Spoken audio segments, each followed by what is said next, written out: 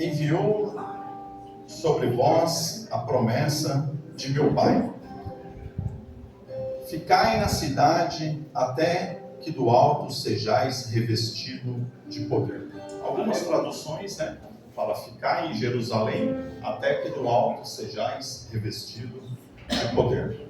Eu quero também ler a carta que o apóstolo Paulo escreveu aos irmãos em Éfeso, no seu capítulo 6. Quero ler também ela, do versículo 6, quero ler do versículo 10 até o versículo 20. Mas estarei aqui ministrando dentro da campanha a qual está sendo realizada, amém? A epígrafa fala-se sobre a armadura de Deus. A carta que o apóstolo Paulo escreveu aos irmãos em Éfeso, capítulo 6, versículo 10. Estarei lendo, você acompanha aí no seu exemplar bíblico. Versículo 10 diz assim: no demais, irmãos meus, fortalecei-vos no Senhor e na força do seu poder. Revesti-vos de toda a armadura de Deus, para que possais estar firmes contra as astutas ciladas do diabo. Pois não temos que lutar contra a carne e o sangue, e sim contra os principais, contra as potestades, contra os poderes deste mundo tenebroso, contra as forças espirituais da maldade nas regiões celestiais. Portanto, tomai a armadura de Deus para que possais resistir no dia mau, e havendo feito tudo isso, fica firme. Estais, pois, firmes, tendo cingido os vossos lombos com a verdade, e vestido a couraça da justiça, e calçado aos pés na preparação do evangelho da paz, tomando sobretudo o escudo da fé, com o qual podereis apagar todos os dardos inflamados do maligno. Tomai também o capacete da salvação e a espada do Espírito, que é a palavra de Deus. E orai em todo o tempo, com toda a oração e súplica no Espírito. Vigiai isto com toda a perseverança e súplica por todos os santos. Orai também por mim, para que me seja dada no abrir da minha boca a palavra com confiança, para com interpretez fazer conhecido o ministério do Evangelho, pelo qual sou embaixador em cadeias, para que possa falar livremente como devo falar. Amém, amados? Podeis aceitar? Glórias a Deus. Amados e queridos irmãos, me foi proposto uma campanha em um tema, a qual está sendo realizada aqui na vossa congregação nesse mês de outubro, e orando ao Senhor, o Senhor me conduziu a esse texto sagrado, cujo qual eu quero falar com os irmãos nesta noite. Mas antes de compartilharmos da palavra, eu não poderia deixar de louvar a Deus pela vida do pastor Sérgio, da pastora Priscila, vosso filho Gabriel. Na hora que ele encostou ali, eu falei: nossa, Gabriel, o tamanho que você está, rapaz, está maior do que eu já, né? Deus seja louvado por essa família de sacerdotes, a qual eu muito estimo, e glorifico a Deus pela vida deles, e pela vida de todos os amados irmãos e obreiros, E fico muito feliz pelo que o Senhor tem realizado por intermédio do ministério do pastor Sérgio. Tenho acompanhado pelas redes sociais, A gente às vezes não está muito presente em corpo, mas estamos presentes em oração, Acompanhando aí pela tecnologia que hoje nos foi dada, e tenho visto o que Deus tem feito por intermédio do ministério do pastor Sérgio e da sua família, e fico muito contente e glorifico ao Senhor, porque quando nós olhamos para o que o Senhor está fazendo, o céu está mandando duas mensagens, ou duas respostas. Qual seria a primeira mensagem? Que o ministério está expandindo, alargando as tendas, aleluia, e o nome do Senhor está sendo glorificado, aleluia. E a outra resposta que eu vejo da parte de Deus, é Deus mostrando que o reino dele nunca para, o reino dele está sempre ativo. Desde quando Deus criou o mundo, como já foi falado, por intermédio do nosso amado irmão, que aqui me antecedeu, tudo por Ele foi criado, e desde a sua criação Ele está em plena atividade. Todo o poder está na mão dEle. Aleluia, Ele não perdeu o controle. Fica tranquilo, meus irmãos. Por mais que nós olhamos para este cenário e aparenta às vezes olhar que Deus deve estar alheio à situação, Ele não está não, irmãos. Ele está no controle. E o reino de Deus não para. Amém? Quero aqui também rapidamente justificar a ausência da minha esposa. A igreja a qual congregamos, hoje inicia-se o primeiro dia de congresso das nossas irmãs. Então ela ficou lá no trabalho que está sendo realizado, por isso que ela não veio me acompanhando. Mas eu trago a paz do Senhor por parte dela também, a todos os amados irmãos. E uma alegria revê-los, alguns que eu já conheço, né? E alguns rostos novos que passo a conhecer nos dias de hoje. E com certeza também nos veremos naquele grande dia, né? Na glória. Isso. Amados irmãos, quando nós falamos em revestir, o Espírito Santo colocou no meu coração para buscar também o significado da palavra revestir. O que quer dizer revestir-vos? Por que o Senhor falou que eles deveriam revestir-se? Naquele texto ao qual nós lemos no Evangelho de Lucas, no seu capítulo 24, no versículo 29. Ele ali dando aquelas instruções, ele quando aparece aos seus discípulos, ele fala para que eles venham revestir-vos. E quando nós buscamos o significado da palavra revestir-vos, no nosso dicionário Aurélio, português, a palavra revestir no seu contexto do verbo, tá? Do verbo, quer dizer vestir-se de novo. Dentro do nosso vocabulário, no verbo, quer dizer vestir de novo. E eu achei interessante, e quando eu parei para entender o vestir de novo, por que Jesus falou para os seus discípulos ficar em Jerusalém e revesti-los? Queridos e amados irmãos, é bem de conhecimento dos queridos que aquele texto que nós lemos no Evangelho de Lucas, ele é um texto cujo qual ele vem tratando-se acerca da morte e da ressurreição do nosso Senhor Jesus. E o texto ele vai dizer que vinha dois seguidores de Jesus, inclusive um chamava Cleopas, e eles vinham a caminho de uma aldeia chamada Emaús. E o texto vai nos dizer que na medida que eles caminhavam para essa aldeia, caminho de Emaús, Jesus Cristo se apresenta no meio deles e pergunta para eles, para onde eles estão indo, e começa um diálogo ali entre eles e a pessoa do nosso Senhor Jesus. E é interessante, queridos, que o texto vai dizer que foi-lhes cegado o entendimento e eles não conseguiam enxergar que quem falava com eles era o Jesus.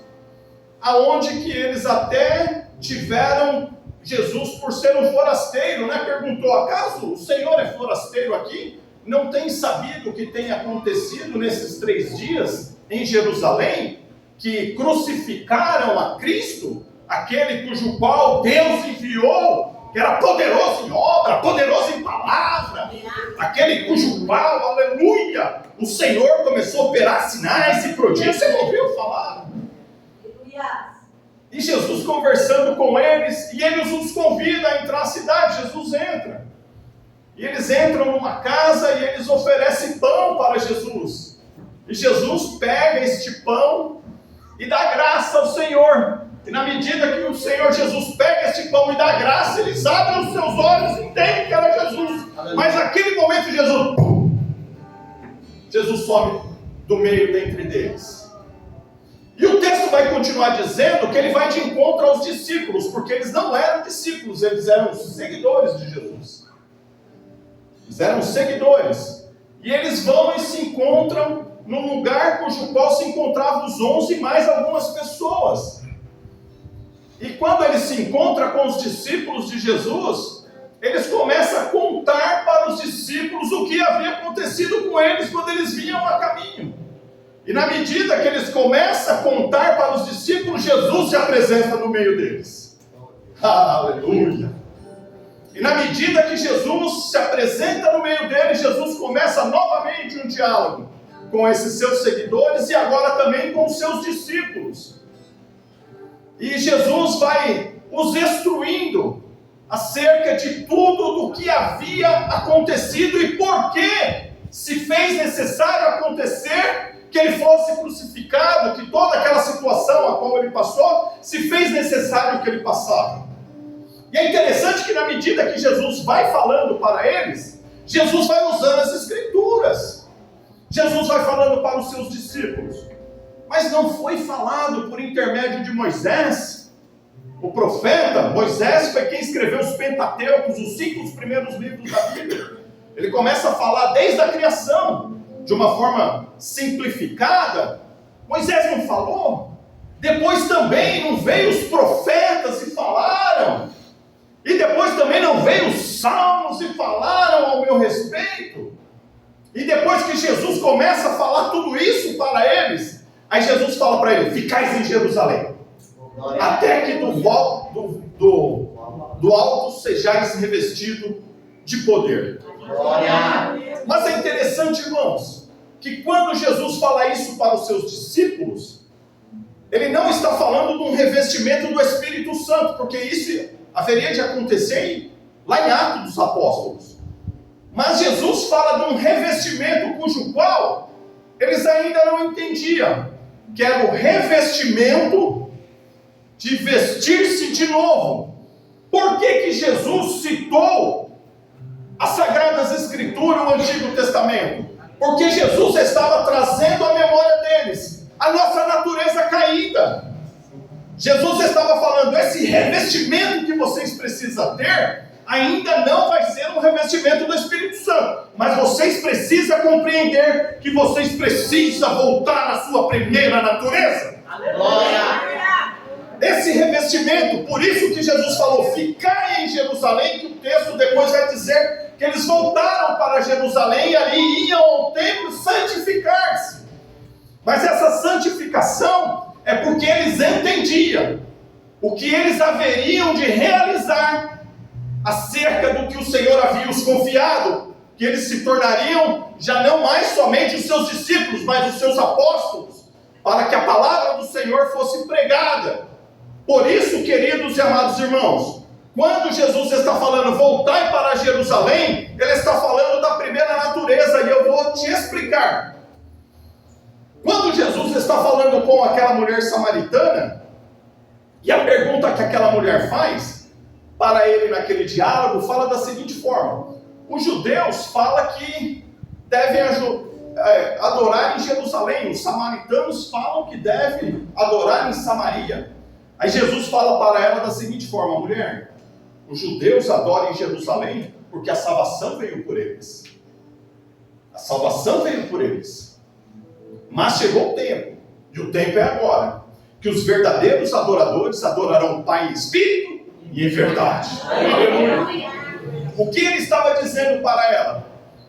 Primeiro precisa-se começar com Jerusalém, porque a salvação, eles precisam novamente se revestir e voltar à sua primeira natureza, para que as demais nações possam compreender o evangelho da salvação, o evangelho da transformação, porque nós precisamos entender e compreender nesta noite, queridos e amados irmãos, que Deus enviou o teu Filho, para que por intermédio de Jesus, aleluia, nós fôssemos salvos, nós fôssemos reconciliados, nós fôssemos novamente, aleluia, religados, aleluia, naquilo cujo qual foi tomado de nós. Por quê, querido?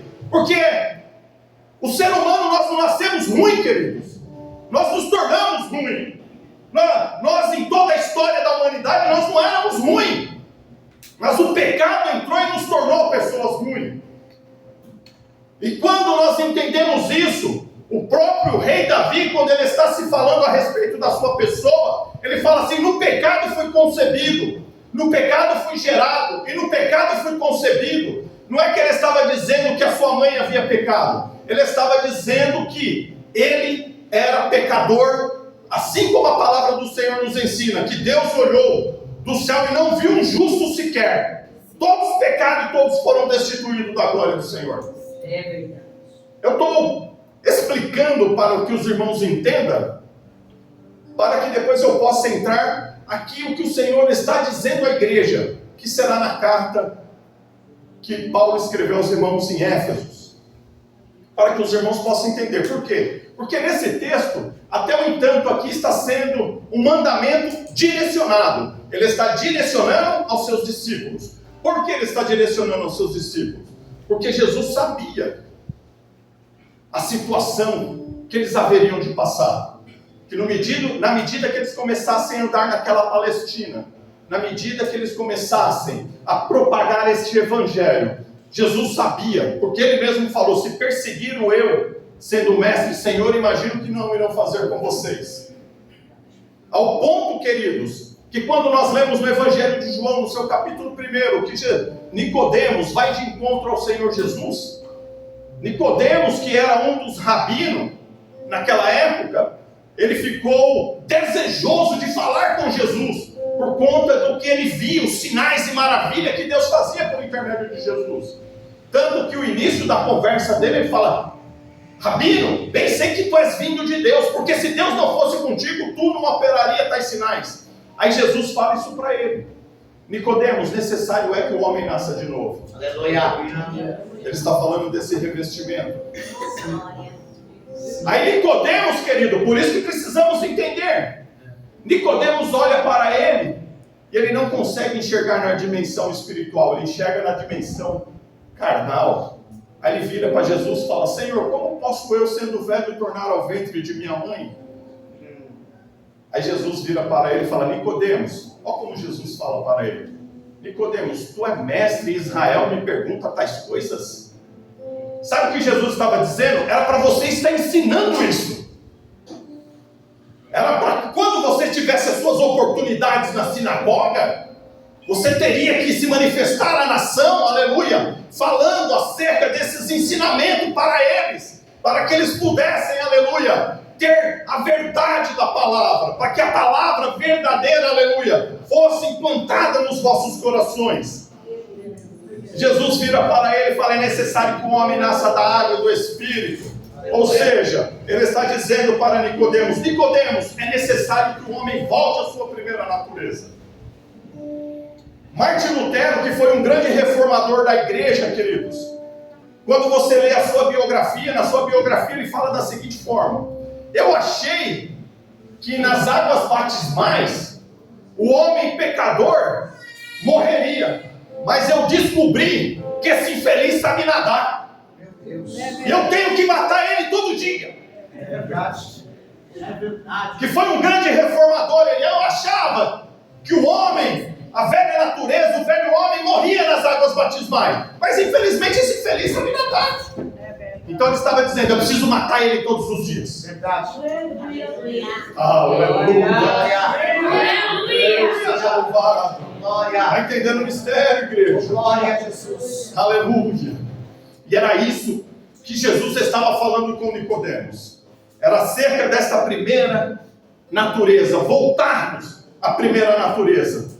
Por isso que o apóstolo Paulo, quando escreve a igreja dos Gálatas, no seu capítulo 5, e ele começa a falar, aleluia, acerca das obras da carne e os frutos do Espírito, ele está falando dessas duas naturezas, que são esses dois leões que estão dentro de nós. Aleluia. Que é um conflito diário, que é um conflito permanente, que é um conflito, aleluia, que você venha, aleluia, sufocá-lo, se faz necessário, aleluia, você buscar revestimento, aleluia. Por isso, querido, que eu não acredito numa igreja que consiga ficar de pé se ela não ora, se ela não tem o desejo de consagrar-se, se ela não tem o desejo, aleluia, glórias a Deus, de se abster, aleluia, das coisas que muitas vezes vem querer sufocar a nossa comunhão com o Senhor.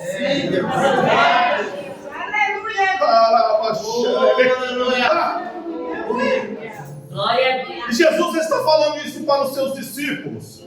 Então esse texto, queridos, ele está direcionando aos seus discípulos, aqueles a qual ele havia confiado, que desse propagação ao Evangelho do Senhor, esse Evangelho que chegou até nós nos dias de hoje.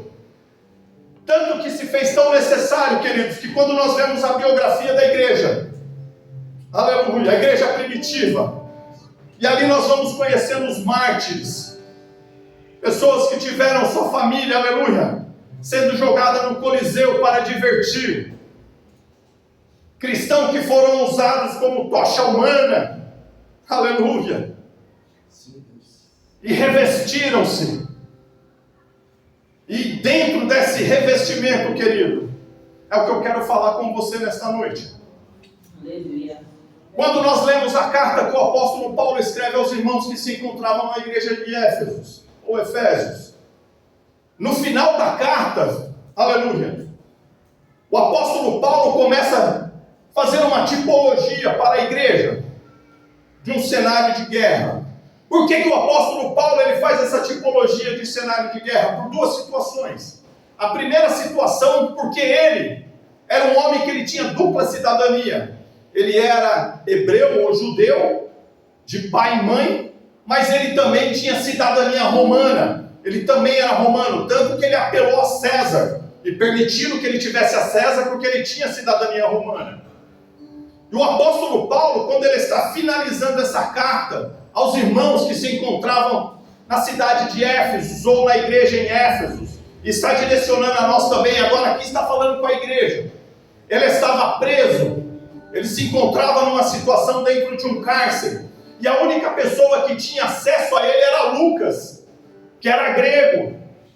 E Lucas, nas suas visitas, quando ele faz a Paulo, ele fala assim: Paulo, se faz necessário que você escreva cartas para que eu leve às igrejas, porque as tuas palavras consolam o coração dos irmãos. Olha, queridos irmãos, como o homem era revestido, ele em cadeia, consolando quem estava solto. O homem estava preso e consolando as pessoas que se encontravam soltas. Meu Deus!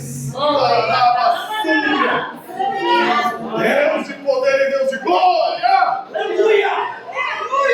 Ele começa a escrever essa carta. E o apóstolo Paulo, querido, ele tinha conhecimento de guerra.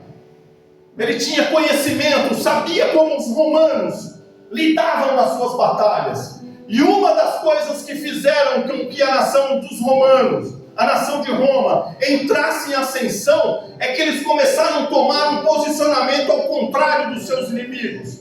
Enquanto os seus inimigos se preocupavam em forjar grandes espadas e grandes lanças, o povo romano, o soldado romano, começou a investir mais em armamento de defesa. Os seus coletes eram intraspassáveis, os seus escudos eram intraspassáveis. Enquanto os inimigos queriam fazer armas fortes para bater, eles estavam fazendo armas fortes para se defender. Aleluia! E por isso que eles começaram a entrar em ascensão. Tanto que nas batalhas, quando eles iam para cima dos soldados romanos, e as lanças, as flechas não entravam, porque os escudos e os coletes que eles usavam, eles investiram em materiais que trazia para a sua vida poupar, aleluia, a sua batalha em guerra. Por que, queridos irmãos? Porque os romanos, eles entendiam que cada homem, quando saía em guerra, o general tinha a responsabilidade de conduzi-lo em batalha para que ele pudesse retornar à tua família. Meu Deus, aleluia.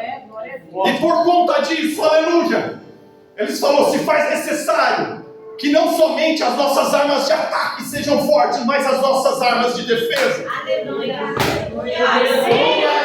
Carabassúbia!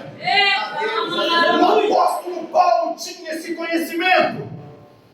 E quando ele está finalizando a sua carta à igreja que se encontrava em Éfeso, ele estava falando: entenda a igreja, que a igreja do Senhor está em uma constante batalha. Saia desta noite sabendo, aleluia, que a minha vida e a tua vida no mundo espiritual está numa constante batalha. Todo dia nós estamos travando alguma luta. Todo dia, aleluia, nós estamos precisando lidar com alguma situação adversa que vem sobre as nossas vidas. E o apóstolo Paulo, preocupado com isso, ele usa essa tipologia de guerra e faz essa tipologia para a igreja do Senhor, aleluia. Aleluia!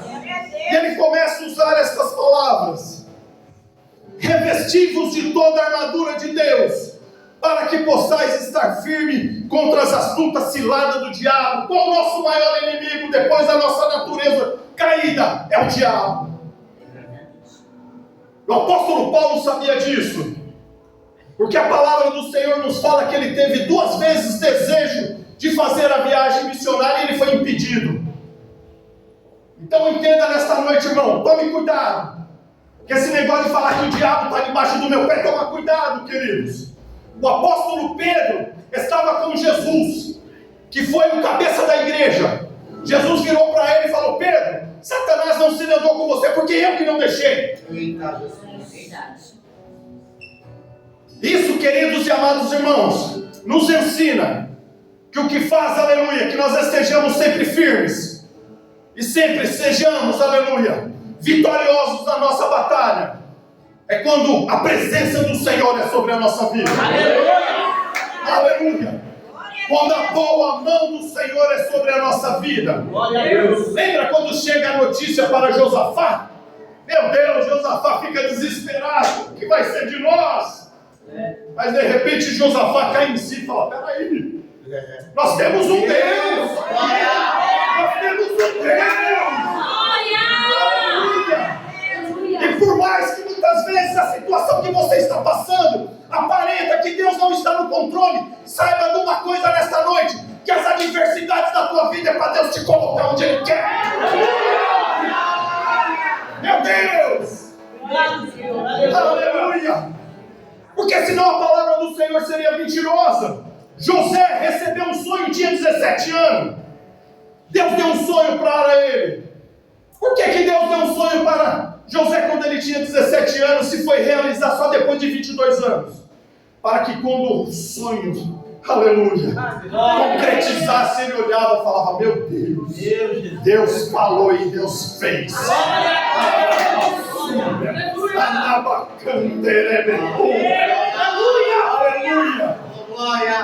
Para que você entenda que o controle da sua vida está na mão de Deus. Aleluia!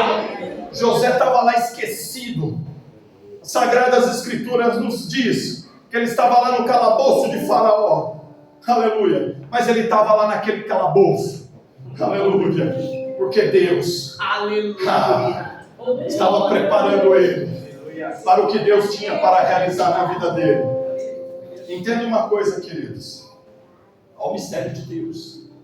Deus não faz nada pequeno na vida de ninguém. É verdade. Está passando por isso, pastor, porque o que Deus tem que fazer é coisa grande. O que Deus tem que vai fazer e vai realizar é coisa sobrenatural. Para que as pessoas olhem e falem: de fato ali é o poder de Deus.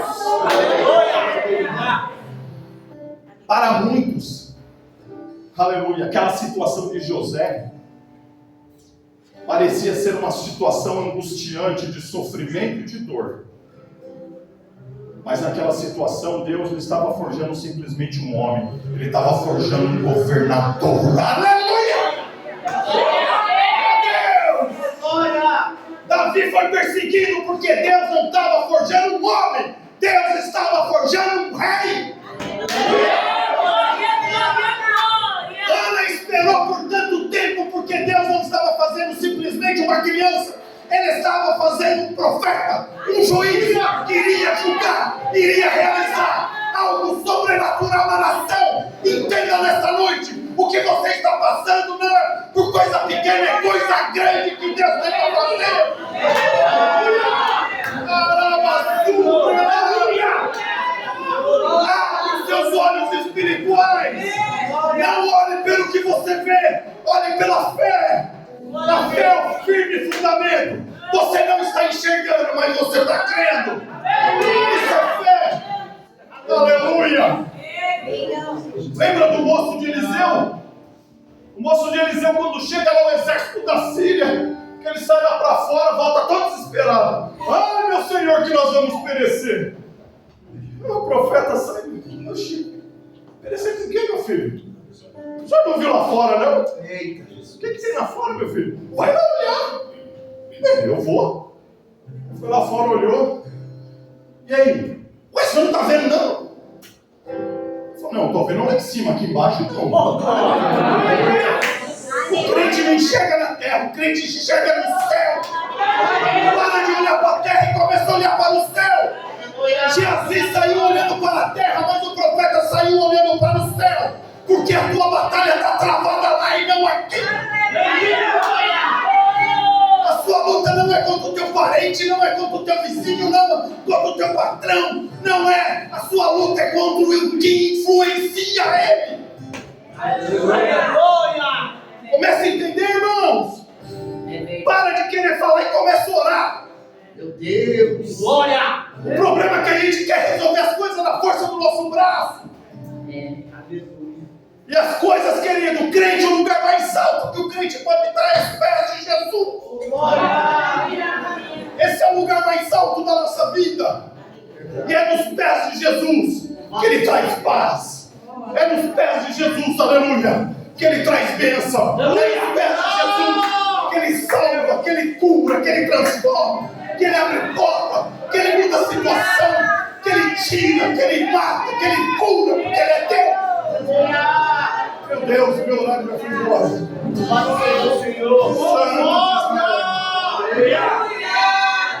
Santo Deus. Era nesse contexto, querido, que o apóstolo Paulo está consolando a igreja que estava do lado de fora, na cidade de Éfeso, nos consolando nos dias de hoje. O revestimento, querido, não é se revestir de terno. Nós temos que sim se apresentar diante do Senhor dignamente. Mas não é o meu terno que vai fazer que eu expulse demônio. Não é o meu terno que vai fazer que eu fale em línguas estranhas. É verdade. Vai ser as minhas atitudes. Não é o meu carro, querido. Porque hoje, aquele ali é queridinho do Senhor. Olha o carro que ele tem. Queridinho do Senhor era João, que Deus mostrou o céu para ele. Aleluia. Que ele era queridinho do Senhor, que escreveu o Apocalipse. Eis que vejo os céus abertos. Isso é querido de Deus. Estevão, quando estava sendo apedrejado, aleluia, viu o céu aberto. Isso é queridinho de Deus. Isso é crente queridinho de Deus. Crente que tem carrão não é queridinho de Deus, não. Não que eu quero dizer que você não seja. Por favor, não me interprete mal, meus irmãos, por favor. E nem estou querendo aqui também pregar a teologia da miséria, por favor. Fora de mim isso. Mas nós temos que entender o que é a vida cristã. Nós temos que entender.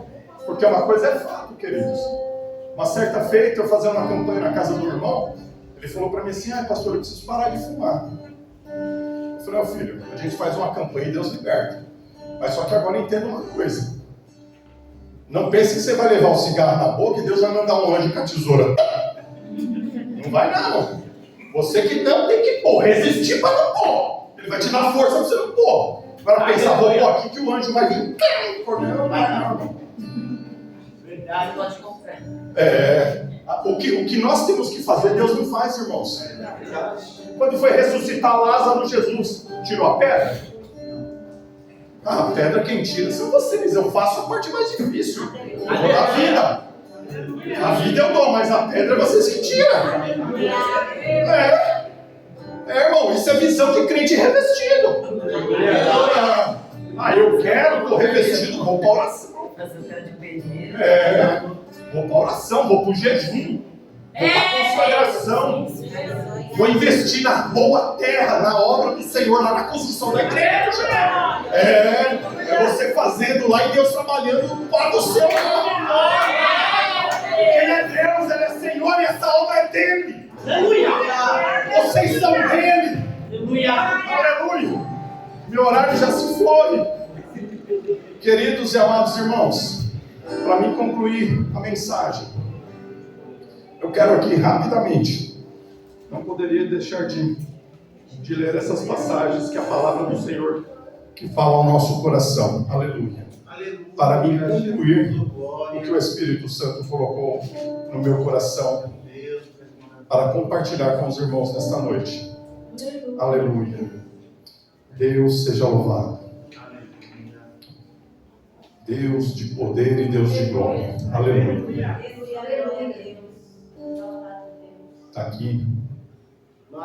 As armaduras de Deus. Em 1 Samuel 17:45. Olha o revestimento, irmão. Isso é coisa de crente revestido. 1 Samuel 17:45. Disse Davi ao filisteu: tu vem a mim com espada, com lança e com escudo, mas eu venho a ti em nome do Senhor dos Exércitos, o Deus dos exércitos de Israel, a quem tens afrontado. O que você vai fazer? Você vai brigar com seu vizinho? Eita Deus, aleluia. Não. Davi foi lá brigar? Você está me afrontando aí, não está? Mas você não está afrontando a mim, não. Você está afrontando ao Deus a qual eu sirvo. Aleluia! E eu vou para a oração. Ô, glória! Eu vou para a oração. O que Davi fez? Ele falou: você está usando as coisas humanas. Eu estou usando as coisas celestiais. Irmão, presta atenção. Esse negócio, pastor, eu sou convertido, mas meu braço não. Misericórdia, irmão. Pastor, eu sou convertido, mas de vez em quando minha língua não. Irmãos, toma cuidado, irmãos. Toma cuidado, é a palavra do Senhor. Então, irmãos, os ímpios, eles agem pela sua força e pela natureza. Os cristãos agem pela força do Senhor. Aleluia. Davi falou para ele assim: o que você tem aí é coisa de guerra. Mas para o Deus que eu sirvo, isso aí, amigão, você vem fraquinho, viu? Eita, Jesus. Se você está vindo aí para aqui, para o Deus que eu sirvo, ó, é fraquinho. Oh, aleluia! É mesmo, Deus? Fraquinho. Então, irmãos, não toma partido não, coloca na mão de Deus. Deixa que Deus julga. Deixa que Deus julga. Vamos lá. 1 Coríntios 10:4. Ó. As armas da nossa milícia não são carnais. Olha. As armas das nossas milícias não são carnais, mas sim poderosas em Deus para destruir todas as fortalezas. Aleluia. É carnal a sua arma? Não. Sua arma é poderosa em Deus. Por quê? Porque é Deus que age ao teu favor. Estamos revestidos. Se nós estamos revestidos, irmão, entenda, o revestimento, a primeira coisa que ele traz, comunhão. Tem que termos comunhão com Deus, irmãos. Comunhão. Por que nós temos que ter comunhão com Deus? Porque precisamos entender, existe o cuidado de Deus e o relacionamento com Deus. Ou seja, tem a paz de Deus e a paz com Deus. Não é a mesma coisa, pastor? Não. Todos os seres humanos têm a paz de Deus. O que é a paz de Deus? Ele sai para o seu trabalho e Deus, por bondade e misericórdia, cuida dele também. Se ele for ajuizado, né? Se ele for querer assim, enfiar enroscado, Deus cuida. O sol nasce para o justo e para o injusto. A Bíblia deixa bem claro. Por quê? Porque todos têm a paz de Deus. Agora só nós temos a paz com Deus. Qual a diferença? É que eu e você temos acesso a eles, a Deus, e eles não. Jesus ligou isso. Jesus falou: hoje vós tem paz comigo. Você tem paz com Deus. Você tem acesso, o véu foi rasgado. Através de Cristo e do Espírito Santo, você fala com Ele. E Ele é tão misericordioso que no momento que você não tiver palavra, Ele vai escutar os teus gemidos. A única pessoa que interpreta gemido é Deus. Glória a Deus! Eu, Jesus, pastor, estou querendo falar. E o Espírito Santo vai nos conduzir a tantas coisas, querido. Quando nós falamos de gemido, pastor, será que entende? Quando Ana estava orando, o texto vai dizer que o profeta olhava e não entendia nada, só via os lábios mexendo. Tanto que o profeta achou que ela estava embriagada. Eita Deus, aleluia. Olhou para ela e falou: mulher, uma hora dessa tu está embriagada. Não tenha sua filha por filha de Belial. De todas as minhas amarguras e tristezas eu tenho derramado diante do Senhor. O profeta, nem ele entendeu. Estava falando em mistério. Não tem outra explicação. A Ana estava lá, ó. Que ele olhou e falou, vixe, essa mulher deve estar bêbada. Ele falou, não. Das minhas amarguras e tristezas eu tenho falado perante o Senhor. Aí ele olhou e falou, vixe, falei besteira. Aí o que ele falou? Vai, e seja feita conforme a tua petição. Estava falando lá, irmão, gemendo. E Deus entendeu. Não tem palavra, geme. Porque não é na cana que sai o caldo. Ai, verdade, Jesus. Para sair o caldo da cana é quando o geme espreme. E se Deus está te espremendo, é porque Ele quer arrancar de você, de minha adoração. Ele quer arrancar de você. Aleluia!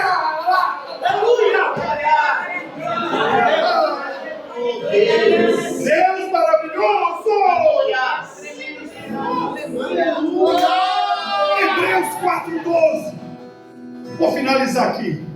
Pois a palavra de Deus é viva e eficaz e mais cortante do que qualquer espada de dois gumes, e é penetrante até o ponto de dividir a alma, o espírito, juntas e medulas, e apta para decidir os pensamentos e intenções do coração. Deus te abençoe em nome de Jesus.